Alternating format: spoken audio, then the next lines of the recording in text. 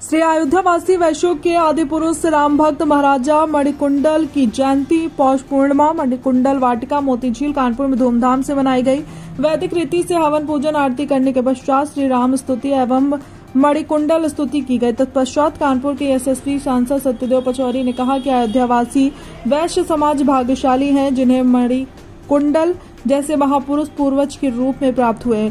मणिकुंडल जी को प्रभु राम का सानिध्य प्राप्त हुआ था। उनको सुखद अनुभूति को हम सब 22 जनवरी को रामलला की प्राण प्रतिष्ठा से हम सबको प्राप्त सुखद अनुभूति से जोड़ा जा सकता है। वास्तव प्रभु श्री राम के वन जाने से उपजे दुख, राम के बिना अयोध्या के सूनेपन, वापस राम जी के अयोध्या आने के हर्ष को हम सब पिछले 3 दिनों से अनुभव कर रहे हैं। ऐसे दिव्य महापुरुष को मेरा प्रणाम है। इस अवसर पर अपने विचार व्यक्त करते हुए सांसद देवेंद्र सिंह भोले ने कहा कि श्री राम एवं श्री मणिकुंडल भगवान और भक्त के साक्षात प्रमाण हैं।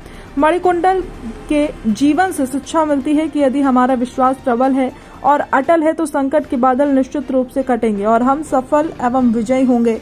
महापौर प्रमला पांडे ने मणिकुंडल के जीवन पर प्रकाश डालते हुए कहा कि वे राम भक्ति के एक उदाहरण हैं।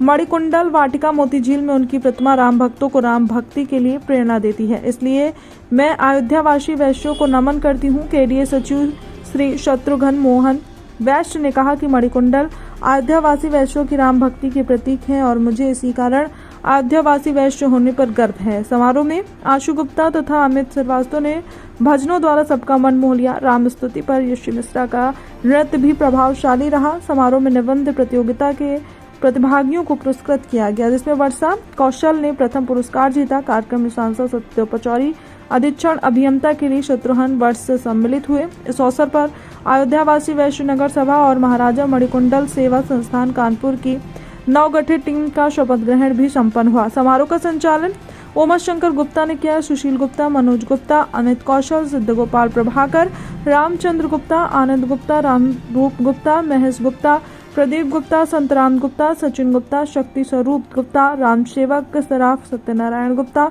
इत्यादि की भूमिका सराहनीय रही।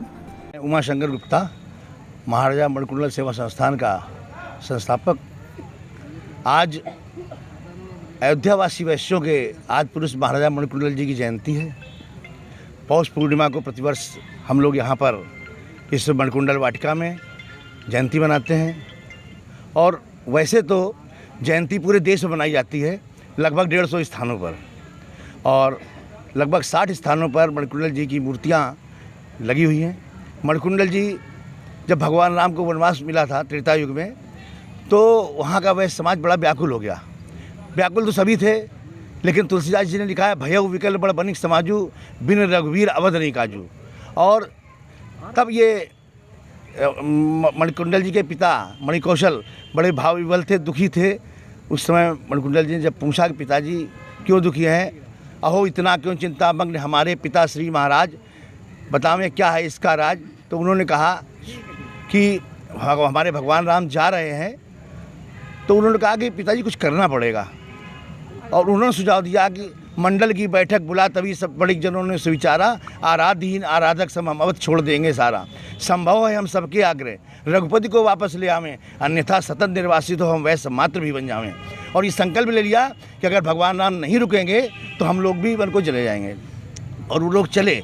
जब राम नहीं रुके और चले, तो उसके बाद जब प्रभु राम एक रात चुपचाप चले गए, तो उसके पश्चात उन्होंने सुबह देखा कि भगवान तो चले गए।